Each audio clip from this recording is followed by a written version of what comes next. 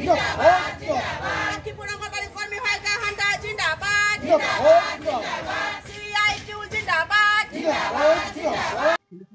আমাৰ প্ৰথম দাবী আছিল আমাৰ কিছুমান চেণ্টাৰ একত্ৰীকৰণ কৰিছে, 3টা চেণ্টাৰ একেলগ কৰিছে আৰু সিহঁতে সেইটো জইন কৰিবতো পৰা নাই আৰু বেলেগ চেণ্টাৰত সিহঁতক ট্ৰেন্সফাৰ দিছে। কিন্তু সিহঁতক যে ট্ৰেন্সফাৰ দিছে সেই ট্ৰেন্সফাৰখিনি 10-15 কিলোমিটাৰ দূৰত 6,500 টকাৰে সেই 10 কিলোমিটাৰ 15 খোজকাঢ়ি যায় বা কি কৰি যায়, তাতেতো চেণ্টাৰ কৰিব নোৱাৰিব আৰু তাতে কমিটিৰ মানুহে সিহঁতক জইন কৰিবও দিয়া নাই।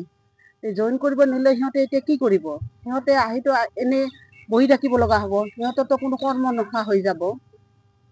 সেইখিনিয়ে আমি চৰকাৰলৈ কাটৰ অনুৰোধ জনাইছোঁ যে একত্ৰীকৰণ কৰা চেণ্টাৰবিলাক মোকলাই কৰি দি সিহঁতক নিজৰ নিজৰ চেণ্টাৰত কৰ্মীসকলক কাম কৰিবলৈ দিবৰ অনুৰোধ জনাইছোঁ। আৰু যিখিনি বয়সৰ সময়সীমা বিধান কৰিছে সেই বয়সৰ সময়সীমা উঠাই দিব লাগে আৰু যিবিলাক কেন্দ্ৰত ৱাৰ্কাৰসকলৰ ৰিটায়াৰ হৈছে সেই ৰিটায়াৰ হোৱা চেণ্টাৰবিলাকত হেল্পাৰবিলাকক মানে কিহৰ কৰ্মী পদত পদোন্নতি দিব লাগে।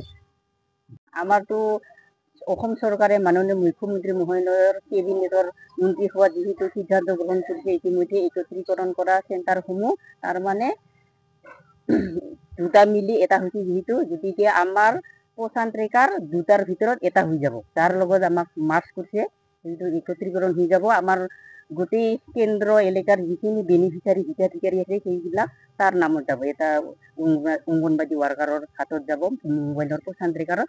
আমাৰ পচান্ত্ৰিকাৰ বন্ধ হৈ যাব আৰু লগতে কেন্দ্ৰটো বন্ধই হ'ব। তেতিয়াহ'লে আমাৰ কি কৰ্ম থাকিব? আমাৰতো একোৱে কৰ্ম নাথাকিব, কৰ্মবিমুখ হৈ যাম। তেতিয়াহ'লে আমি কিহৰ ভিত্তিত অংগনবাদী হিচাপে আমি কৰ্মী হিচাপে নিজকে পৰিচয় দিম? গতিকে ইয়াৰ পৰা আমাক যাতে চৰকাৰে, অসম চৰকাৰক অনুৰোধ জনাইছোঁ, আমাৰ যাতে যিখিনি মন্ত্ৰীসভাৰ সিদ্ধান্ত গ্ৰহণ ক্ৰমে লখিমপুৰ প্ৰজেক্টৰ যিখিনি মুঠতে অল আছামৰ যিখিনি তাৰমানে প্ৰজেক্ট এৰিয়াৰ ভিতৰত যিকোনো খালী পদ ওলালে তাত আমাক জইন কৰিবৰ কাৰণে ওপৰৰ মহলত তাৰমানে নিৰ্দেশ জাৰি কৰিছে। কিন্তু আমি জইন কৰিব গ'লে কমিটিৰ মানুহবিলাকে আমাক বাধা দিয়ে, স্থানীয় নহয় বুলি। স্থানীয় মানুহকহে আমি নিযুক্তি দিম বুলি কয়। গতিকে আমিতো জইন কৰিব পৰা নাই। মই ইতিমধ্যে 2টা চেণ্টাৰত পাইছিলোঁ অৱসৰ লোৱা ঠাইত, কিন্তু আমাকতো জইন কৰিব নিদিলে, মই পোৱা নাই এতিয়ালৈকে। গতিকে এতিয়াতো আমি ওলমি থাকিব লাগিব। ইতিমধ্যেতো কিছুদিনৰ পিছতে আমাক পচান্ত্ৰিকাৰসমূহ বন্ধ কৰি দিব। তেতিয়াহ'লে আমি কি লৈ জীয়াই থাকিম? আমাৰতো কৰ্মবিমুখ হৈ যাম।